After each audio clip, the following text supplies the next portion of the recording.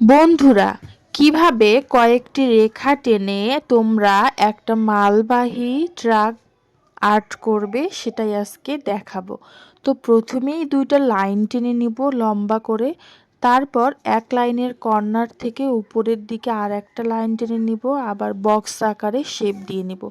তারপরে উপরের যে বড় বক্সের এক কর্নার থেকে ধরে ছোট্ট করে টেনে একটু বাঁকা শেপ করে ট্রাকের মাথা বানাবো।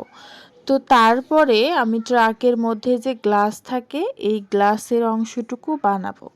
তো তারপর আমি হেডলাইটের মতো আছে এটা বানাবো।